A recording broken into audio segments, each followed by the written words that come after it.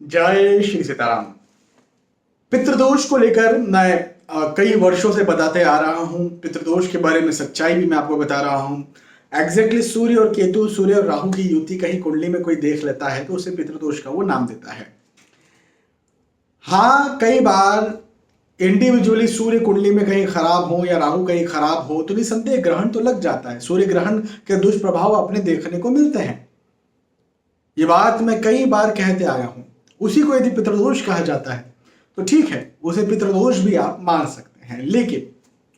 लेकिन गलत ये होगा कि पितृदोष के नाम से आप डरे और फिर आप महंगी महंगी पूजाएं वो वाली करवाएं जो आप चाहते नहीं है, लेकिन डर के, मजबूरी में, परेशान होकर करवा रहे।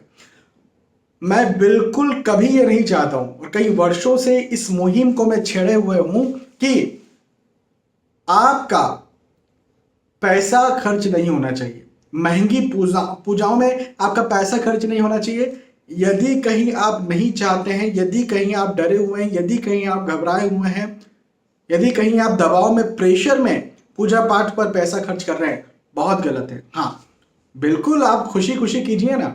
अरे बहुत सारे अनुष्ठान है, खुशी खुशी करवाइए।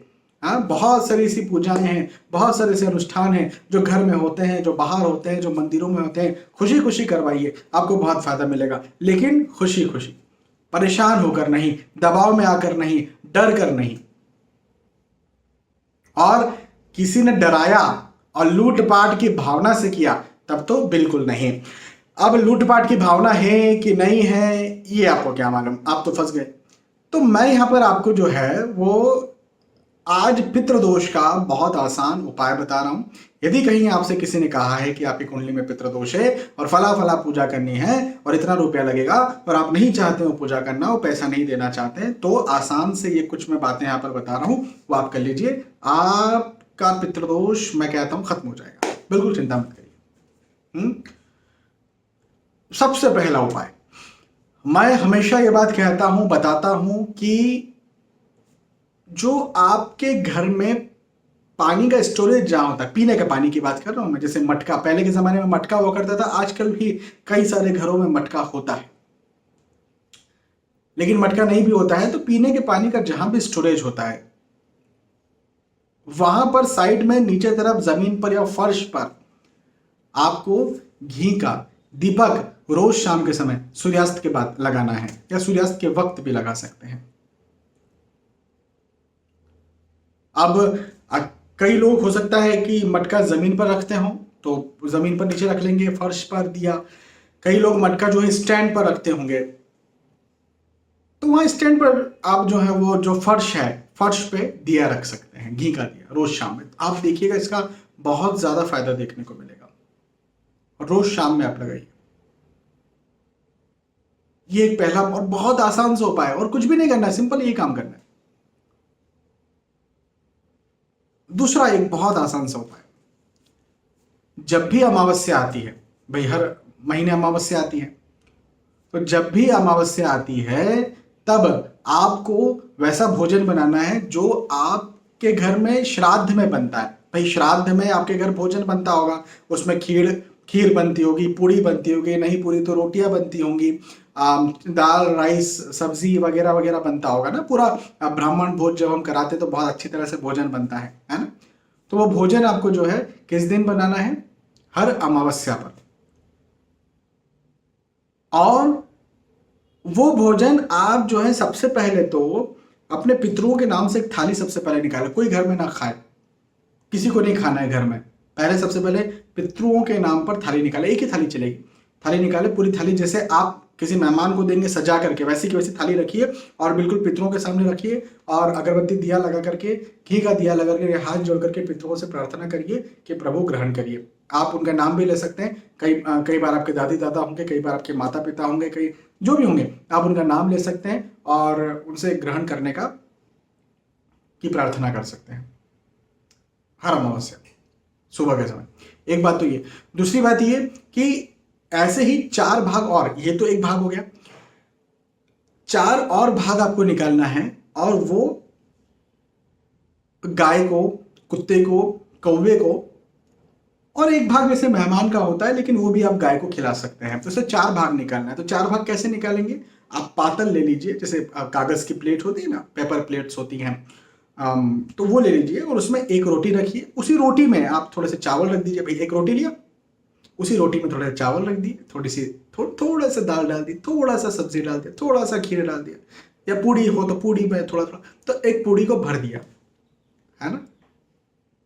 और ऐसे 4 पूड़ी आपने लगा ली, या 4 रोटियां ऐसी लगा ली, और आप कुत्ते को दे आइए एक रोटी या एक पूड़ी का पूरा जो आपने बनाया है भरा हुआ। आप कौवे के लिए ऊपर अपनी छत पर या कहीं जगह आपको लगता है कौवा आता है, वहां पर जाकर के रखाइए। पानी भी जरूर लेके जाइएगा, पानी भी रख के आइएगा, जो पक्षियों के लिए जैसे हम पानी रखते हैं, सब ग्लास में पानी रख लीजिएगा, डिस्पोजल में पानी रख लीजिएगा।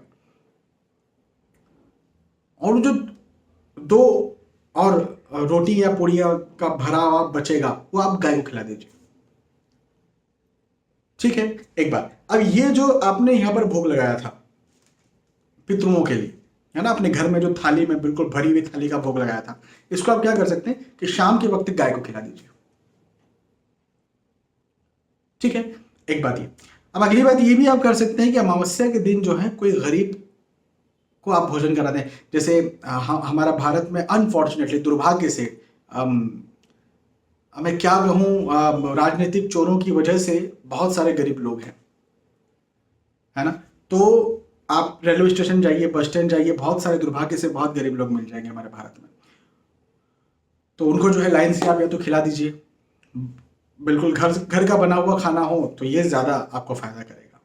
पूरी सब्जी ही बनाइए घर में, कोई दिक्कत नहीं, मतलब दूसरों को खिलाने की बात मैं कर रहा हूँ। यदि बाहर दूसरों को खिलाने जा रहे हैं तो सिर्फ पूरी सब्जी बना करके भी आप उस दिन खिला दीजिए, पितरों का नाम लेकर के, बहुत आपको फायदा हो जाएगा। और पूरा थाली भर के यदि आप खिलाते तो फिर क्या है, सोने पे सुहागा। तो ये भी एक बहुत अच्छा आपके लिए उपाय रहेगा। लेकिन अमावस्या के दिन, नॉर्मल डेज में करना है बिल्कुल करिए, अमावस्या पर जरूर करिए। जब भी आपके घरों में जो भी आपके पितृ गए हैं, है ना, जो भी शांत हुए हैं, है ना, जिनकी डेथ हुई है, उनका एक तिथि होता है। भाई किसी न किसी तिथि पर किसी न किसी पर्सन की डेथ होती है, तो उस तिथि पर भी आपको यही का यही उपाय करना है। भले वो तिथि अमावस्या पर ना आए तो भी ऐसा का ऐसा ही उपाय उनके नाम से करना है जिनकी उस दिन डेथ हुई, उस तिथि पर। और श्राद्ध पक्ष में तो वो तिथि आती है तो तब भी करना है। तो साल भर में 2 बार तो ऐसे करना ही करना है। श्राद्ध भी पूरी तरह से करना है, वो तिथि भी करना है, और फिर अमावस्या के दिन तो करना ही करना है। यदि आप ये लगातार ऐसा करते हैं, मैं नहीं समझता कोई पितृदोष आपको परेशान करेगा। इतना सा आसान सा उपाय आप कर लीजिए, कोई पितृदोष आपको परेशान नहीं करने वाला है।